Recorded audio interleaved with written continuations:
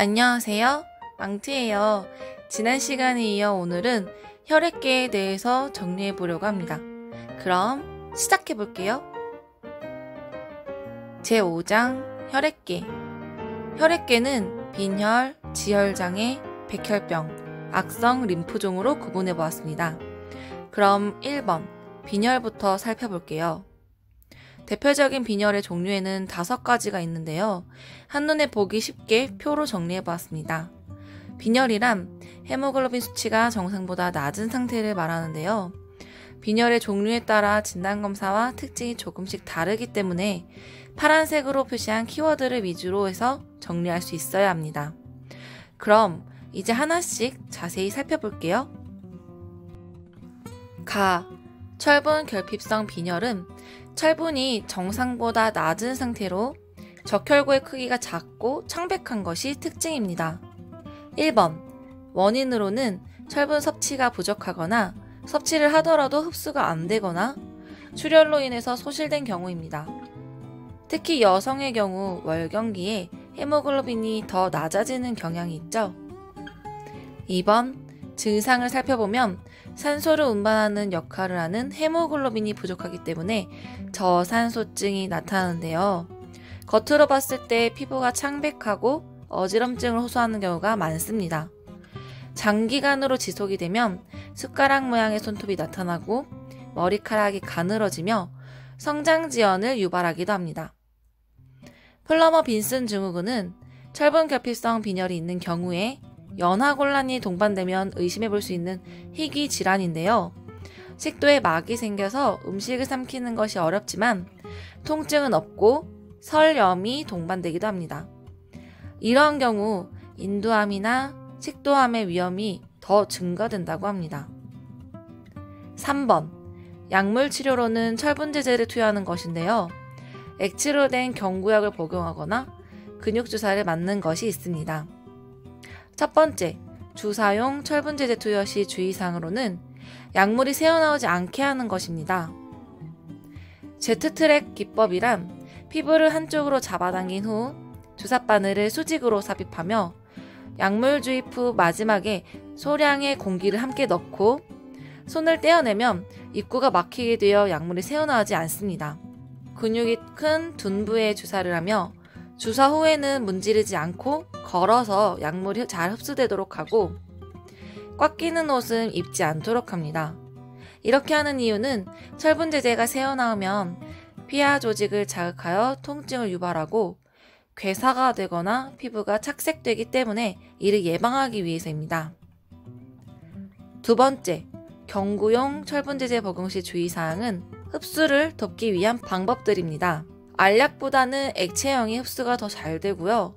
산성 환경에서 흡수가 잘 되기 때문에 비타민C나 오렌지 주스와 함께 복용하며 공복에 섭취하고요. 액체형의 철분제제 복용 시 치아 착색을 예방하기 위해서 희석해서 빨대로 복용합니다. 또한 철분제제 복용 시에 대변의 색이 변하고 변비를 유발할 수 있다는 것도 미리 교육하는 것도 중요합니다.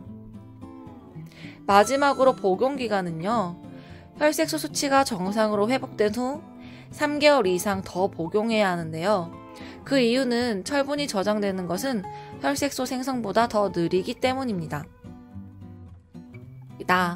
거대 저가구성 빈혈은 대구성 빈혈이라고도 합니다.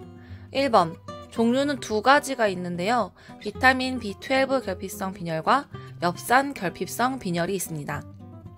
2번, 원인으로는 위절제술, 회장절제술, 만성위염의 경우에는 비타민 B12 결핍성 빈혈이 발생할 수 있고요. 알코올 중독 시에는 엽산 결핍성 빈혈이 발생할 수 있습니다. 3번, 발생 기전은요. 비타민 B12나 엽산이 부족해지면 DNA 합성에 방해를 받게 되어 적혈구 성소에 결함이 생기고 그로 인해 정상보다 크고 쉽게 파괴되는 적혈구가 생성되어 빈혈을 유발하게 됩니다. 이와 같은 경우에는 약간의 황달 증상이 나타날 수 있고 붉고 매끄러운 혀가 특징인데요. 비타민 B12 결핍성 빈혈에서는 신경계 손상 증상이 나타날 수 있습니다. 다음으로 4번 진단검사에서 중요한 것은 쉴링 테스트인데요. 검사 이름을 외우는 것도 중요하고 방법과 결과 해석을 서술할 수 있어야 합니다. 먼저 내인자를 투여하지 않은 상태에서 비타민 B12를 경구 투여했을 때 소변 검사를 한 결과 소변 내에 비타민 B12 배설량이 적다면 위장에서 흡수하지 못한 것으로 판단합니다.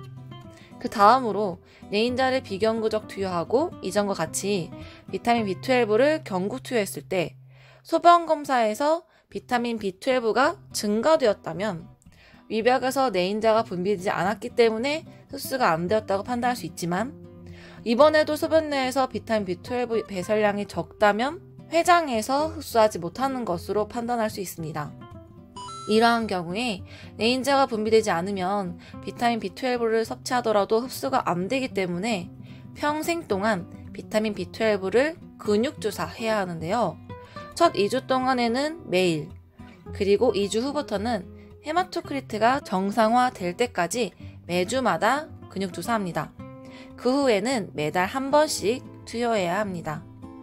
하지만 엽산결핍성 빈혈의 경우에는 슐링 테스트 시에 정상의 결과가 나옵니다. 다 재생불량성 빈혈은 골수부전성 빈혈이라고도 하며 골수 기능의 장애로 인해 조혈모 세포가 감소해서 적혈구, 백혈구, 혈소판이 모두 감소한 빈혈입니다. 1번 원인으로는 선천적인 염색체 이상이거나 항암제 등의 약물이나 자가면역 이상 등이 있습니다. 2번 증상은 적혈구 감소로 인한 빈혈, 백혈구 감소로 인한 감염, 혈소판 감소로 인한 출혈로 구분해서 공식처럼 기억해두면 더 좋습니다. 이에 대해서는 백혈병에서 더 자세히 설명드릴게요. 3번 치료 방법으로는 면역 억제제를 투여하거나 필요시에는 수혈을 할 수 있는데 가장 중요한 것은 HLA 적합성을 확인한 후에 조혈모 세포를 이식하는 것입니다. 쉽게 말하면 골수 이식을 말하는 건데요. 조혈모 세포 이식의 성공률을 높이기 위해서는 수혈을 많이 하지 않는 것이 좋습니다. 그 이유는 수혈을 하게 되면 합병증으로 이식편대 숙주 반응의 발생 확률이 더 높아지기 때문이에요. 용혈성 빈혈이란 적혈구의 크기나 혈색소는 정상이지만 정상보다 빠르게 파괴되어 생기는 빈혈인데요. 정상적으로 적혈구의 수명은 100에서 120일입니다. 1번 증상 및 발생 기전으로는 적혈구의 용혈과 관련이 있는데요. 적혈구가 파괴되면 빌리루빈이 축적되어 황달이 나타나고 적혈구의 분해산물에서 유리된 요산으로 인해 신부전이 발생할 수 있습니다. 또한 적혈구 식균작용을 하는 비장과 간 비대가 나타날 수 있고요. 빌리루빈이 과도하게 축적되면 담석증이 발생하기도 합니다. 2번 치료 방법으로는 스테로이드제를 투여하거나 이에 효과가 없으면 비장절제술을 합니다. 겸상적혈구 빈혈이란 적혈구의 모양이 마치 난 모양과 비슷하다고 해서 지어진 이름인데요. 이는 상염색체 열성 유전으로 정상 헤모글로빈인 HbA가 겸상적혈구 빈혈인 HbS로 대체되어 나타나는 질환입니다. 2번 병태 생리를 살펴보면 겸상적혈구는 쉽게 파괴되어서 용혈성 빈혈 증상을 나타나게 되고요. 고통스러운 겸상발작으로 저산소증이 나타나며 바이러스나 세균 감염으로 인해서 겸상화가 더 심해져 적혈구가 혈관을 폐쇄해버리는 혈관 폐색성 위기를 초래하게 됩니다. 2번 지혈장애에서는 지혈 단계에 대한 이해를 먼저 해야 하는데요. 1차 지혈이란 혈관이 수축되고 혈소판 마개로 혈전이 형성되는 것입니다. 쉽게 생각하면 작은 상처가 났을 때 딱지가 생기는 것을 생각하시면 됩니다. 2차 지혈이란 응고인자와 관련되는 것으로 프로스트롬빈이 스트롬빈으로 전환이 되고 이 스트롬빈은 피브리노겐이 피브린으로 전환되는 것을 도와줍니다. 이러한 과정에서 칼슘과 응고인자가 필요한데요. 최종적으로 형성된 피브린이 서로 뭉치면서 혈전이 더 단단해지고 이를 2차 지혈이라고 합니다. 다시 정리해보면 1차 지혈은 혈소판에 의한 것이고 2차 지혈은 응고인자에 의한 것입니다. 가, 면역성 혈소판 감소성 자반증은 1번 제2형 세포용해성 과민 반응으로 혈소판이 파괴되어 발생하는 1차 지혈 장애입니다. 2번 주 증상은 출혈과 빈혈 증상인데요. 점상출혈, 반상출혈, 그 밖에도 코, 입, 구토, 대소변 등으로 출혈이 발생합니다. 3번 진단검사에서는 지혈대 검사가 있는데요. 혈압계 커플을 감고 압력을 상승시킨 상태에서 5분 동안 유지한 후 커플을 풀어봅니다. 이때 점상출혈의 개수를 세어보아서 10개 이상인 경우에 양성으로 판단합니다. 혈액검사를 해보면 혈소판 수치가 10만 이하로 감소되고 출혈 시간이 정상보다 지연됩니다. 하지만 PT, PTT, 응고 시간은 모두 정상입니다. 이와 비교해서 아나필락시스양 자반증은요, 혈관의 염증 반응으로 인해 출혈이 발생하는 질환인데요. 이와 함께 관절 증상과 신장염의 증상이 동반되는 것이 굉장히 독특한 특징입니다. 첫 번째, 피부에서는 좌우 대칭적인 붉은 자반이 관찰되는데 주로 종아리 앞쪽에서 발생됩니다. 두 번째, 배꼽 주위에 심한 산통을 호소하고요. 세 번째는 신장염의 증상으로 혈뇨, 단백뇨 등이 나타납니다. 네 번째는 관절염의 증상으로 무릎과 발목 관절의 종창과 통증을 호소합니다. 진단검사를 해보면 알레르기 반응이기 때문에 이뮤노글로불린 A가 증가되어 있고요. 출혈 시간과 응고 시간은 모두 정상입니다. 혈우병은 유전성 응고장애로 X염색체의 열성 유전이기 때문에 대부분 남자에게서 발생되는 반성 열성 유전입니다. 흔히 알고 있는 혈우병 A는 8번 응고인자의 결핍으로 발생하는데요. 이처럼 응고인자와 관련이 되기 때문에 2차 지혈장애로 분류됩니다. 혈우병에서 가장 중요한 것은 어머니와 아버지의 유전자 특성을 보고 자녀가 혈우병으로 태어날 확률을 계산하는 것인데요. 열성 유전이기 때문에 X염색체가 2개인 여성의 경우에는 혈우병 유전자를 보유하고 있더라도 정상적인 X염색체가 1개 있다면 증상이 나타나지 않습니다. 이를 보인자 상태라고 합니다. 하지만 남성은 X염색체가 하나밖에 없기 때문에 열성 유전인자가 1개만 있더라도 혈우병이 발생하므로 주로 환자는 남성이 되는 것입니다. 2번, 증상을 보면 점상출혈이나 반상출혈 등의 피부출혈은 혈소판과 관련이 있기 때문에 흔하지 않고요. 그 외의 출혈 증상이 있는데요. 저는 이렇게 외우니까 쉽더라고요. 우리가 넘어졌을 때 가볍게 다치는 상처에서는 지혈되는데 문제가 없지만 눈에 보이지 않는 출혈, 예를 들면 뇌출혈, 혈관절, 위장출혈, 이렇게 깊은 곳에서 발생하는 출혈은 잘 보이지도 않고 지혈이 되지 않아서 위험합니다. 3번, 진단검사를 해보면 혈소판과 출혈 시간이 정상이지만 PTT와 응고 시간이 지연되어 있는 것을 확인할 수 있습니다. DIC는 응고 기전이 정상이었다가 갑작스럽게 비정상적으로 자극이 되는 상태이며 주로 악성 종양이나 폐혈증, 태반 조기박리 등에서 발생합니다. 제가 중환자실에 있었을 때 DIC 환자가 정말 많았었는데요. 이렇게 기저질환이 있는 환자 중에 상태가 안 좋은 기간이 길어지면 결국 폐혈증과 DIC에 빠지게 되더라고요. 그 증상으로는 혈소판, 응고인자, 섬유소원 모두 감소되기 때문에 쉽게 지혈이 되지 않아서 많은 출혈이 일어납니다. 그렇기 때문에 원인 질환을 먼저 치료하는 것이 중요하고 출혈이 너무 심하면 응고인자를 투여하는 것과 혈소판 수혈을 같이 합니다. 3번, 백혈병이란 비정상적인 백혈구의 과다 증식으로 인해 골수 기능 장애로 조혈 기능이 현저하게 저하되어 백혈구, 적혈구, 혈소판이 모두 감소하는 질환입니다. 증상 및 발생 기전으로 넘어가 볼게요. 백혈병에서 중요하게 기억해야 하는 것은 골수 기능 감소, 침륜, 대사항진인데요. 이 세 가지를 기억해두면 병태 생리를 설명하기가 쉬워집니다. 첫 번째, 골수 기능 감소에서는 백혈구, 적혈구, 혈소판으로 구분해서 생각해야 합니다. 백혈구는 감염, 적혈구는 빈혈, 혈소판은 출혈인데요. 이에 대한 설명으로는 비정상적인 백혈구의 과다 증식으로 정상적인 조혈 조직이 압박되어 무엇이 발생한다고 설명하면 됩니다. 한번 예를 들어 볼게요. 백혈병 시에 출혈이 왜 발생하나요? 에 대한 설명은 비정상적인 백혈구의 과다 증식으로 정상적인 조혈 조직이 압박되어 혈소판이 현저하게 감소되므로 출혈이 발생한다 라고 서술하면 됩니다. 두 번째, 침륜입니다. 골수에 비정상적인 백혈구가 침륜되면 뼈의 통증을 호소하게 되고요.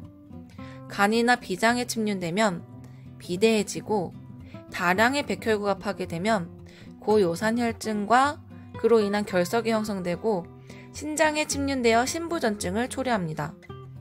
뇌에 침륜되면 뇌압이 상승되어 두통, 오심, 구토 등을 호소하게 됩니다.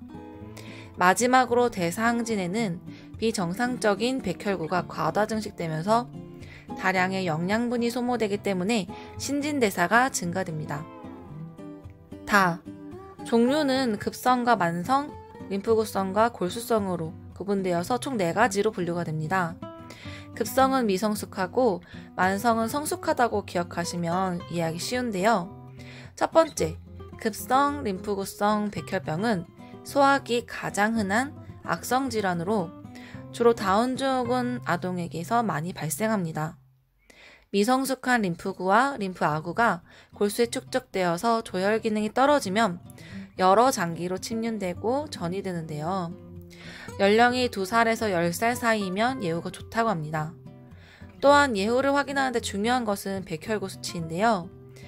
5만 개 이하인 경우에 예후가 좋고 남자보단 여자가 예후가 좋은 편입니다. 두 번째, 급성 골수성 백혈병은 젊은 성인에게 흔히 나타나며 미성숙 골수아구와 과립구의 비정상적인 증식으로 골수에 축적되어 조혈 기능이 떨어져서 침륜되고 전이 되는 질환입니다. 급성 골수성 백혈병인 경우에는 단기간에 파괴하기 위해서 초기에 골수 이식을 하는 것이 효과가 좋습니다. 세 번째, 만성 림프구성 백혈병은 연령이 많은 환자에게 흔하고요. 성숙한 림프구가 비정상적으로 증식하면서 림프절에 축적되어 면역 이상 반응으로 진행되는 것이며, 네 번째, 만성 골수성 백혈병은 30에서 50세에 발병하기 쉽고 성숙한 악성 과립구가 비정상적으로 증식되어 골수에 축적되는 질환인데요. 90%가 염색체 이상인데 필라델피아 염색체와 관련이 있습니다. 모든 혈구가 감소되는 백혈병과는 달리 호중구만 감소되는 것을 호중구 감소증이라고 하는데요. 그 기준은 절대 호중구수, 즉 ANC가 1500개 이하인 경우이며 500개 이하이면 무과립구증이라고 합니다. 이러한 경우 면역력이 매우 낮은 상태이므로 역격리를 해야 하고요. 환자를 보호해야 하는 상황이기 때문에 양압 병실에서 격리해야 합니다. 지난번에 감염병 환자의 경우에는 병실에 있는 세균이나 바이러스가 외부로 나가지 않게 하기 위해서 음압 격리한다고 했었죠. 급성 골수성 백혈병의 경우에 골수 이식이 초기 단계에서 매우 중요하다고 했었는데요.